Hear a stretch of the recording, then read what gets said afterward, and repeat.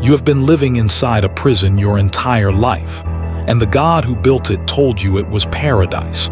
And the terrifying part is, every prayer you ever said, every ritual you ever performed, every moment of worship went directly to the one who locked the door.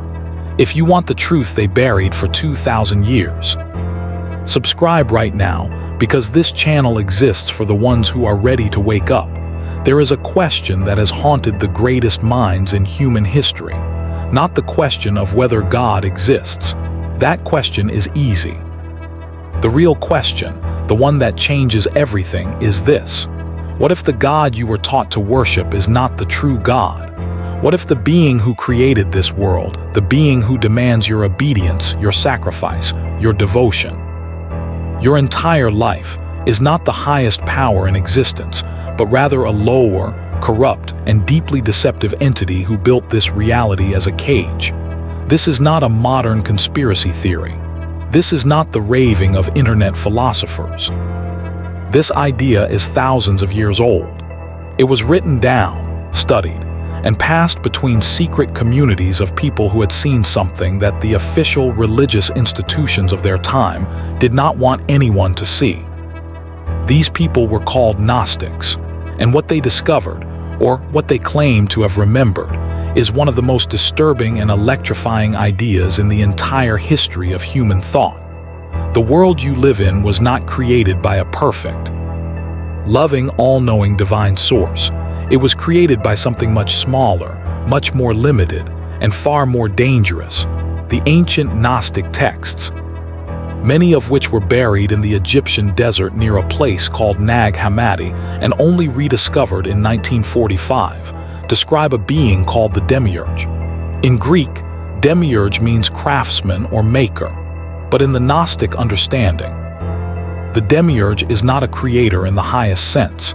The Demiurge is more like a prison architect, a being who took raw spiritual material and shaped it into a dense, heavy, limited physical world, and then told the souls trapped inside that world that this was all there is, that this was paradise, that this was home. The Gnostic texts go even further. They describe the Demiurge as arrogant, ignorant, a being who looked at his creation and declared, "I am the only God. There is no other above me." And the Gnostics who recorded these words understood what that declaration meant. It was not a statement of truth. It was a statement of blindness. Because above the Demiurge, in realms of pure light and pure consciousness that this lower creator could not even perceive, existed the true divine source, what the Gnostics called the monad, or the one true God. The invisible Father, a being of absolute perfection who had never touched this material world and never needed to. Think about what this means for a moment. Every major religion that emerged from the ancient Middle East, traditions that now command the devotion of billions of human beings, is, according to the Gnostic reading, oriented toward the wrong God.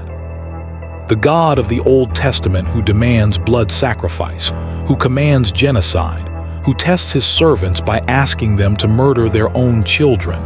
The Gnostics looked at that God and said, "Yes, we recognize him. That is the Demiurge. That is the craftsman. That is the prison warden who built these walls and convinced the prisoners to sing hymns in his honor." This is not an attack on faith. This is an excavation of something far deeper than conventional faith. Because the Gnostic tradition does not say that spirituality is a lie. It says that spirituality has been hijacked.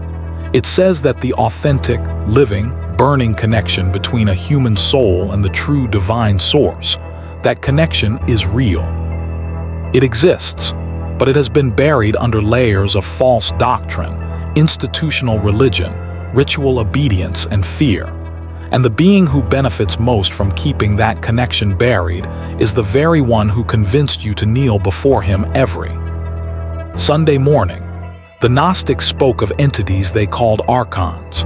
Archons are the administrators of the prison, invisible, non-physical beings who maintain the architecture of this world and ensure that human souls remain confused, distracted, emotionally reactive, and spiritually asleep.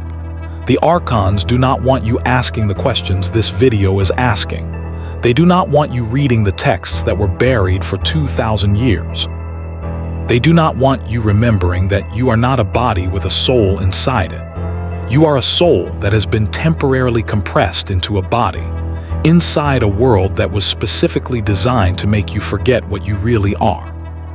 The burning of the ancient Gnostic libraries, the violent suppression of early Christian sects that held Gnostic beliefs, the Council of Nicaea in 325 of the Common Era, where powerful men gathered to decide which texts would be called scripture and which would be destroyed. None of these events were accidental. None of them were simply the organic evolution of religious tradition. They were decisions, deliberate, calculated decisions made by people who understood, or were at minimum serving the interests of forces who understood, that if the full Gnostic picture ever became widely known, the entire architecture of spiritual control would collapse. What did they bury? They buried the Gospel of Thomas, where Jesus speaks not as a sacrificial lamb but as a guide to inner divine knowledge. They buried the Gospel of Philip, which describes a sacred spiritual union far beyond anything institutional Christianity would ever permit its followers to explore. They buried the Apocryphon of John, which lays out in extraordinary detail the entire cosmology of the Demiurge, the archons, the fall of the divine feminine Sophia into matter, and the true nature of the human soul as a spark of authentic divine light trapped inside a counterfeit creation. Sophia, her story is perhaps the most devastating part of all of this. In Gnostic cosmology, Sophia is a divine being, an emanation of the true God, a being of pure light and wisdom who existed in the highest heavenly realms. And she made a mistake. She acted without the consent of the monad. She reached out. She created, and what emerged from her unbalanced act of creation was the Demiurge, her own offspring, a being born not from the fullness of divine light, but from a moment of spiritual imbalance. And the tragedy of Sophia is that she fell into the very creation her error had produced. Her light became trapped inside matter, and every human soul, according to this cosmology, carries a fragment of that trapped light. This is why the Gnostics believed that salvation was not about following rules. It was not about being obedient to the right religious institution. It was not about believing the correct doctrines or performing the correct rituals. Salvation or liberation, which is a better word, was about gnosis, direct, personal, inner knowledge of your own divine origin. The moment a soul remembers what it truly is, the prison walls lose their power. The Demiurge loses his grip. The archons have nothing left to administer, because a soul that knows itself cannot be controlled by a God who depends on ignorance to maintain his throne. The God who built your prison is still collecting your prayers. He is still receiving your devotion. He is still watching you kneel and call it freedom. And the most devastating part of everything you have just heard is not that this might be true. The most devastating part is that somewhere inside you, in a place deeper than memory, older than language, you already knew. You have always known that something about this world was slightly wrong. That the suffering here is too systematic to be accidental. That the forgetting is too complete to be natural. That the walls are too perfectly designed to be the work of a loving father who simply wants his children to be happy.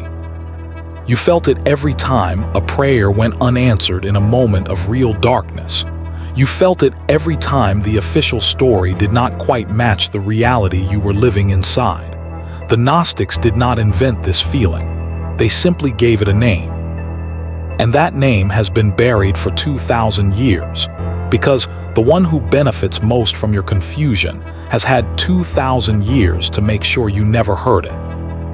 If what you just heard cracked something open inside you, if some part of you recognized the truth in these words even before your mind had time to analyze them, then you are exactly the kind of person this channel was built for. Subscribe right now, because every video on this channel is another layer of the prison wall coming down. We are going through the buried texts, the suppressed cosmologies, the erased teachings, and the hidden histories that the institutions of this world spent centuries trying to make sure you would never find. The ones who are ready to remember are already here. The question is whether you are one of them.